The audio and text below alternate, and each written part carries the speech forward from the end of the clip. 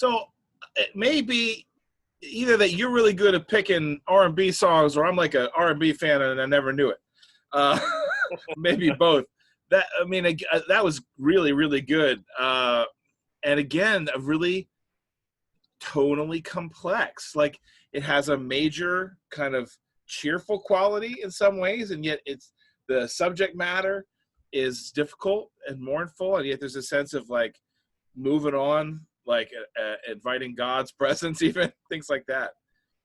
Yeah, one of the things I like about this song is it feels like gospel-y in places, which obviously is what soul is sort of secular gospel.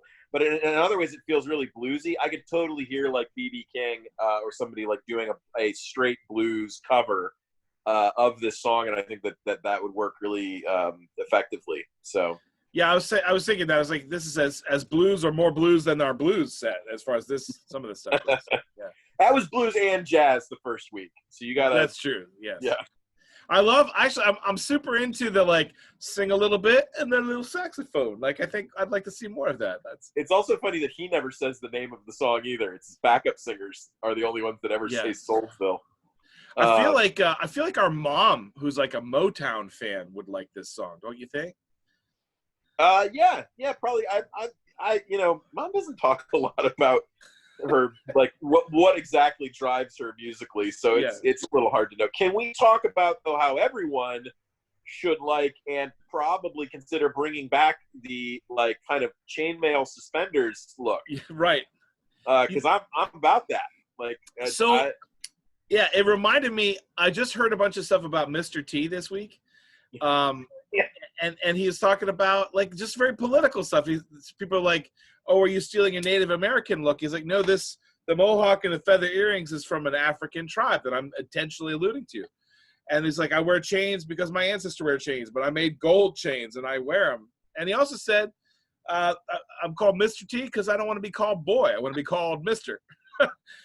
So very political, and so I couldn't help but think about those chains, those gold chains on Isaac Hayes, in terms of like, hey, if I'm going to wear chains, they're going to be the chains I pick out, kind of thing. I don't know exactly what they were thinking, although I do agree we should, fashion-wise, it needs to happen, but perhaps only with people whose body are appropriate to it. I don't know. I don't want to shame anyone, but nope. I'm chains for all. Yeah, yep, absolutely. We need. Plus, here's the thing, especially with the whole social distancing thing, I'm liking the idea of chain fashion because then you can hear people. Oh, right? That's good. That's good. I was out at a Metro Park today, people sneaking up on me left and right with their rollerblades and their bicycles and whatever. I'm like, if you're going to be on that stealth bicycle, like put a card in the spokes, like help me out. Yeah, that's right. I mean, I don't want to be startled. Yeah. Anyway. The section I thought in that song that was amongst many, it was a great song, but the section on drug use I thought was super instructive and a great reminder. Hey, people don't like always do drugs just like for fun. Like, right. Because life is so bad. It's just like trying to get by somehow. Yeah. And I like that he points out, hey, it doesn't even work though. Right. And again, like great footage in that video. So some really solid stuff there. Yeah, very cool.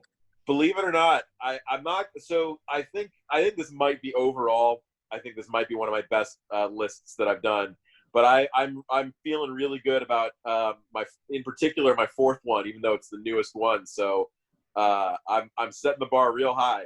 Wow. Okay. Well, we got one more right before that, if I'm counting correctly. The next one we're doing, and I've actually wanted to do. I wasn't sure where to kind of fit him, because he does some stuff that's rock and some stuff that's more pop, and I wasn't really doing any pop. And so this one's a little bit more of like an R&B soul number. It's by Prince, and it's called Dear Mr. Man. Prince, I have kind of a love-hate relationship with Prince. And anytime I feel that way about an artist, I try to keep exposing myself to them, because I've time and time again have had artists where I'm like, I don't like that.